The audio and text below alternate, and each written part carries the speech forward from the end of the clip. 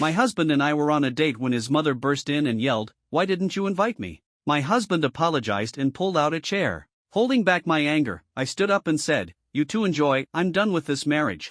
We arrived at the restaurant, dimly lit, with soft music playing in the background. It was warm and cozy. And then, just like that, it all came crashing down. A voice, loud and unmistakable, pierced the air. "Why didn't you invite me?" I looked up, and there she was, Helen, Eli's mother. She was standing in the middle of the restaurant, wearing a leopard print blouse that looked like it belonged in a circus tent, and holding one of those huge bags that could serve as a weapon. Her eyes locked on mine, a cold, calculating look, the kind that instantly makes you feel like you're not enough. Eli froze. He didn't even move, didn't react. His mother was here, uninvited, and for some reason, he was more concerned about her than me. "You told me you were staying home tonight," she said to Eli, her voice sounding self-assured in a tone she had perfected. "But here you are, running off to this fancy place. Without me." "I wanted to try this place," Eli mumbled, his voice barely above a whisper. Then, as if it were the most normal thing in the world, Eli did the unthinkable. "Just sit down, Mom."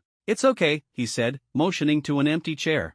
I looked at him, my heart pounding in my chest. I could feel the anger building, my hands trembling with the effort not to lash out at him. This was not happening. This was not happening. But she was still standing there, smiling, taking her place as if she had every right to be there. And before I could stop myself, the words just slipped out. "You two enjoy yourselves, because I'm done with this marriage." The whole restaurant went silent, and I mean silence. The clinking of cutlery stopped. The conversations around us died down until there was nothing but this awful, suffocating silence. It was as if I was standing in the middle of the stage and everyone was looking at me, waiting for me to break down. I didn't care. I turned around and left the restaurant without saying another word. I felt all the eyes on me, but I didn't look back. Not even once. I didn't even stop until I reached the street corner. I pulled out my phone, called an Uber, and asked the driver to take me to my best friend's house. I needed to be somewhere away from this place, away from the mess that was my marriage. I didn't go home that night, and the next night. And when I finally did, Eli was waiting for me. He looked like he had seen a ghost. He looked stunned, like I was the one who had ruined everything. "You embarrassed me," he said, his voice full of familiar, accusatory tones. I just looked at him. "You chose her," I said, my voice steady, but each word like a blow. He tried to explain. "I didn't want to make a scene. She would have made even more noise if I asked her to leave." I couldn't believe what I was hearing. "You could have stood up. You could have been a man, a husband, someone who cares about his wife." He did not answer. I had nothing else to say. He never understood. It was not about that night. It was about the years of being pushed aside, of feeling invisible in my own life. For years I begged him to set boundaries in his relationship with my mother.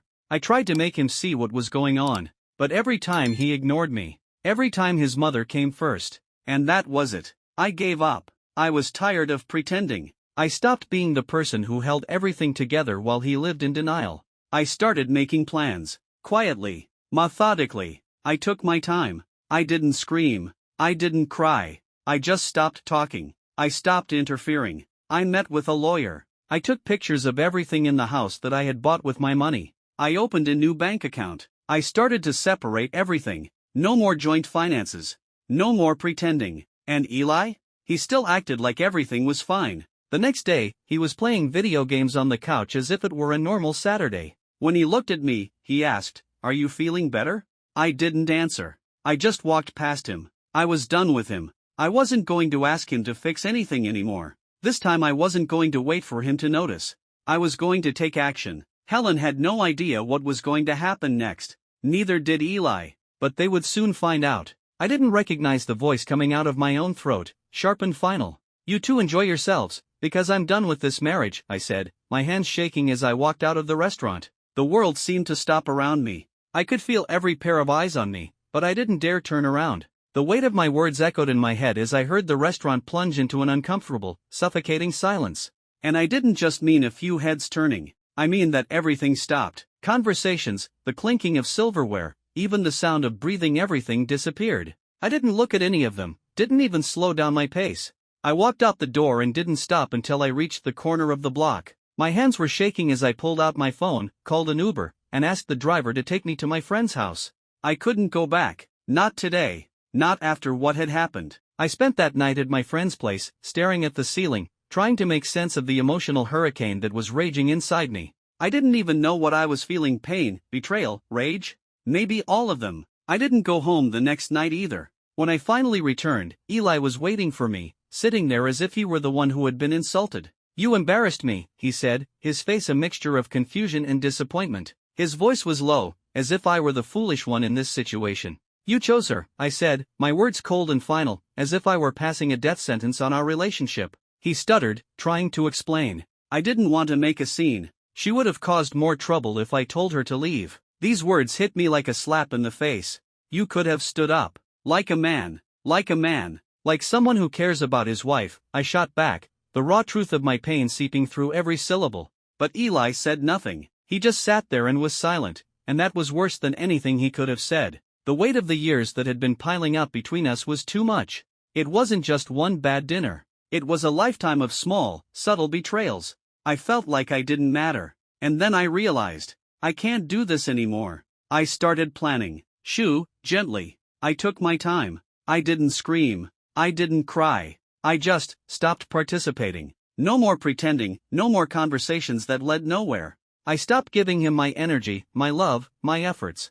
And I started doing what I should have done a long time ago. I developed an exit strategy. I met with a lawyer, slowly gathered all the necessary documents and began to separate everything. Bank accounts, finances, passwords. I took pictures of everything in the house that I had paid for, things I bought with my own money. Furniture, decor, everything. I changed my direct deposit, opened a new bank account, got a P.O. box. I started building my escape. And Eli? He never understood. He acted as if everything was fine, as if the dinner wasn't a turning point. He didn't even notice when I stopped sleeping in the same bed with him. He didn't notice when I stopped cooking for him. I didn't care if he noticed. I didn't do it for him anymore. I just kept moving forward, quietly, taking every step I needed to take. I had already planned everything. I had seen enough. And then, one morning, while Eli was in the shower, I heard his phone ring. I wasn't looking, but the message caught my attention. It was a message from his mother in their group chat, and it made my stomach drop to the floor. "Have you told her yet?" I opened the chat, my heart pounding. Helen had sent several messages. "She's going to find out anyway. You said you were going to tell her last week. It's not fair to keep hiding it. I'm tired of the lies."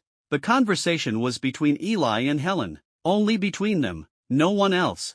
I stood there, holding the phone, shaking. What the hell were they hiding? When Eli came out of the shower with a towel wrapped around his waist, he saw the phone in my hand. I didn't scream. I didn't throw the phone in his face. I just held it out to him. "Read this," I said, my voice a barely audible whisper. He turned pale when he read it. Then he just sat down on the bed and put his head in his hands. For a long time he did not say a word. Finally, he mumbled, "I was going to tell you." "Tell me what?" I asked. That's when it all came out. Eli admitted that 6 months ago Helen moved into an apartment 2 floors below ours. She never told me. She never mentioned it. She wanted to be closer to Eli to keep an eye on things. Let me repeat that. Helen lived in the same house with us for 6 months. She saw me coming and going to work, coming home. She was there, 2 floors below us, and she never once said a word. And Eli? He helped her move. He helped her find an apartment. He helped her carry the boxes. And then he lied to me. For 6 months. I couldn't believe it. I couldn't even understand what he was saying. It was the biggest betrayal. And the worst part? He still defended her. "I didn't think it would be a big deal," he said, as if it was a small thing. For him, it was not a big deal. For me, it was everything. I just stood there, speechless, feeling my world crumble around me. I was living a lie. For 6 months. And it wasn't just Helen's lie, it was Eli's lie, too. He looked at me, waiting for me to say something, anything. But I had nothing to say. A year passed while Helen crept around the house like an uninvited spy, watching my every move. I was speechless, unable to even form a coherent thought. Eli tried to downplay it, mumbling that she just wanted to be close. I stared at him, distrust chilling me to the bone. "Nothing special? Your mother lives in the same house, Eli. You let her stalk me for 6 months and then lie to my face every day. 6 months. Now I was beyond angry, my blood was boiling. That night I packed my bag and left. I couldn't take it anymore. It wasn't just the betrayal of living in the same house as the man who spied on me. It was the years of her manipulation of him, the subtle erosion of trust between us. I couldn't stay, not after all that. From that night on, I prepared. As I said before, I found a quiet 1-room apartment. No more interference from my mom, no more constant lies.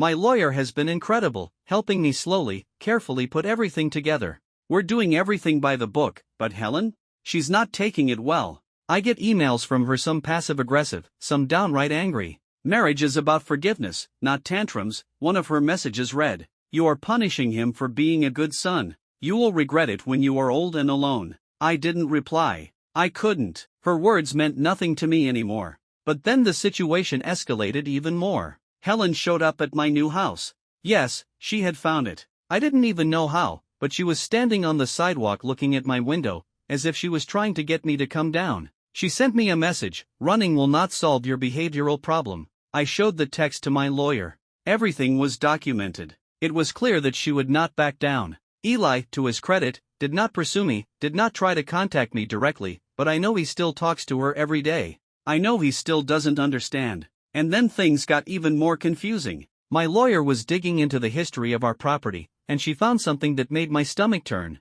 Helen's name is on the apartment on the title deed. Apparently, when we bought the apartment, Eli listed her as a silent investor to help with the down payment. But here's the kicker, I paid most of the deposit. I never saw the fine print. I didn't know they added her name to the title. So now I'm up against Eli and Helen. Technically, she has a right to our house, which means she can stop me from selling it or try to force Eli to keep it. My lawyer says we can fight it, there's a paper trail, proof of payments, but the fact that Eli signed this agreement without telling me, without warning me, makes me wonder how long he's been planning this. Perhaps even before the restaurant incident. Maybe it was his plan all along. I thought I had reached the peak of betrayal when I found out that Helen lived 2 floors below us. But I was wrong. The deeper I dug, the more I realized that I was in the middle of something much more elaborate than I could have ever imagined. 2 days ago, Eli texted me and asked to meet. He said he wanted to talk about how to end things peacefully this time. He sounded serious, so I agreed to meet him at a coffee shop. Not in Luca's coffee shop, of course. When he showed up, he had a folder in his hand. "I brought some papers," he said, his tone casual, almost too calm. "Nothing legal. Just something to make the separation smoother." I didn't even touch the papers. "What is it?" I asked, my voice steady even though my thoughts were not in my head. He hesitated before answering. "It's just a quick property settlement. My mom's lawyer helped draw it up. Just to make it clear to everyone who gets what." I opened the folder, scanned the first page, and my heart sank. It was a short statement transferring my share of the condo to Helen. "You don't have to worry about the apartment anymore," Eli said. "You're moving out anyway, right? This solves everything. A clean break." I stared at him for a full 10 seconds, letting the weight of his words sink in. "Do you want me to give my house to your mother?"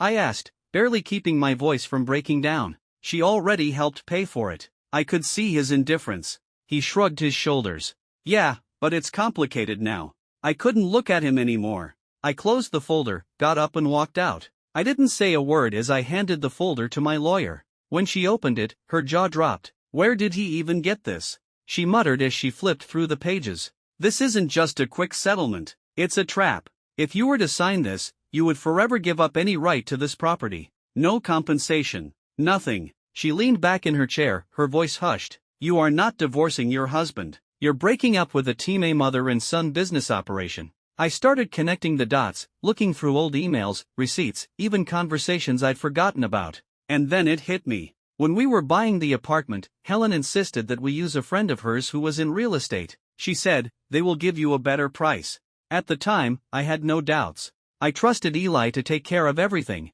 Now I know that this office is closed. It no longer has a license, it was closed for shady deals with fake documents. And guess who signed the closure documents? Eli and Helen. They cut me out of entire sections of the contract, saying that these were standard things that didn't require my signature. It's not legal, but it's dirty. My lawyer is working on getting everything reviewed, but I know this, I have been living in a web of lies.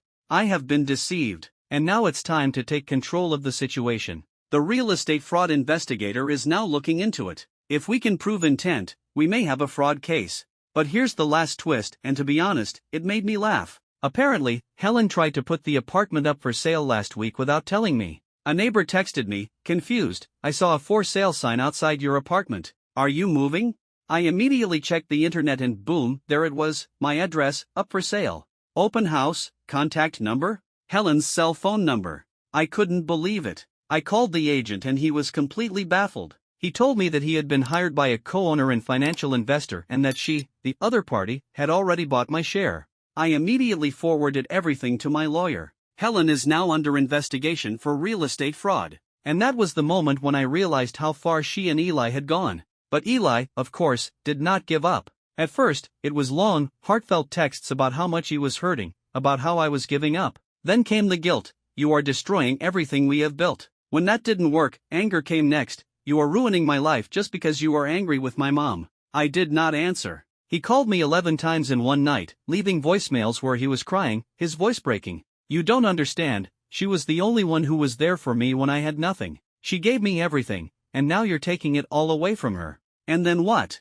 That's when I realized everything I needed to know. I was not only married to Eli, I was married to them. I was a third wheel in my own marriage, an outsider in their little, perverse operation. The apartment? It's on hold now, frozen because of the investigation. No one can sell it until the ownership is clarified. My lawyer is preparing for a full divorce and property dispute. I started therapy, weekly. I didn't realize how broken I felt until I left that house. Helen is under supervision. If she pulls another stunt like the fake sale, we'll open a criminal case. And that's not all I've learned. Things I learned about Eli's bank accounts. Things I'm sure Helen doesn't even know I know. This part? Coming soon. But it's not over yet. No, it's not. The litigation is just beginning. The divorce is in progress. Property disputes are a nightmare. And Helen? She has already made one unsuccessful attempt to sell my apartment behind my back. But it's not over yet, because some people don't give up quietly. It was a Thursday evening. I was in my new apartment, eating takeout, when I got a message from Eli. Can you come over to my mom's for dinner to talk? I didn't answer right away. Something in his tone seemed too calm, too rehearsed. My gut was screaming at me to ignore him, to avoid him at all costs. But I agreed. Why? Because I wanted them both to say it out loud. I wanted them to finally tell the truth, face to face. No more hiding behind texts. No more fake documents. I wanted to see them squirm. I needed it for completion, for me. I got there early, at 7 p.m. sharp. Helen opened the door, all smiles, as if nothing had happened. Her house smelled like meatloaf and license. I'm glad you came, she said. We can talk about this like adults. I didn't smile. Eli was already there, sitting at the table, looking tired and exhausted, like a man who hadn't slept in weeks. His eyes were bloodshot. It was clear that this was not going to be a peaceful conversation. It was like the calm before the storm. We sat down at the table. Dinner was quiet at first. But then Helen cleared her throat. We wanted to talk about the apartment, she said, her voice syrupy sweet. About what's fair. Fair? I almost laughed. She continued, ignoring my growing anger. You were never financially ready to buy something like this. Eli and I did. It's only logical that we protect our investment. Eli nodded slightly, but his eyes didn't meet mine. I put down my fork, my voice suddenly icy. You mean the way you lied about her living in the house, forged my signature, and tried to trick me into signing over my property to a fake quickie deed? Helen frowned, her lips curled. Don't be so dramatic. And that was that. Something inside me clicked. I stood up, my chair squeaking on the floor. You think this is about property? It's about how you both disrespected me. Every single day. For 6 years. You never treated me like a member of the family. You never even treated me as real. Eli opened his mouth, but I didn't finish. You've been hiding behind her your whole life. You never left her house. You just brought it to mine. Helen stood up too, her face flushed. You don't understand how hard it was for Eli. I gave him everything. I looked at her, then at Eli. And he gave it all to you. Even when he promised it to me. Then I pulled out a folder from my bag that my lawyer had helped me put together. Bank statements. Payment documents. Proof that I had paid for 87% of the apartment directly. I threw the folder on the table between us. This is the truth, I said, my voice steady. You can make up any story you want, but the numbers don't lie. Silence. Eli's face fell. He didn't even open the folder. He just stared at it as if it might bite him. Helen's voice cut through the silence. This is unnecessary. You're being vindictive. And then something happened that I never expected. A voice came from behind me. She's not being vindictive. She's telling the truth. Marie walked in, arms crossed, with a scowl on her face. Do you want to tell her, Helen? Or should I? Helen froze. I asked, tell me what? Marie turned to me. The money Helen used to help with the down payment was not hers. It came from a trust fund left by her late husband. A fund intended for younger family members. You know, for grandchildren. She wasn't supposed to touch it, but she forged documents to get it. I only found out about this because your lawyer contacted me and asked me to check the funds. My stomach dropped. Eli whispered, "Is that true?" Helen didn't say anything. Marie dropped her last hammer. "If this gets reported, and it will, she could be charged with fraud." Helen screamed. She really screamed. "You are destroying this family. You brought a stranger into our home, and now look what happened." Eli stood up, his face red with rage. "You did it, Mom. You lied. You made me lie. You ruined everything." Helen slapped him. Right there. In front of me. In front of Marie. Eli didn't react. He just stood there, shaking, his face as red as a beet. I picked up my folder, turned to leave, and said calmly, "You two can keep your lies. But you cannot take my life, my name, or my future." And I walked out. I didn't reply. Instead, I signed the final divorce papers, delivered them to his new mailbox, and changed my last name again. 3 months have passed since that night. I now live in a smaller apartment. No fancy countertops. No joint mortgage. But it's mine. I sleep better. I laugh louder. I can cook dinner without being judged for the way I chop vegetables. Sometimes I look back and get angry at the years I've wasted, at how blind I was. But mostly I feel grateful, because I got out.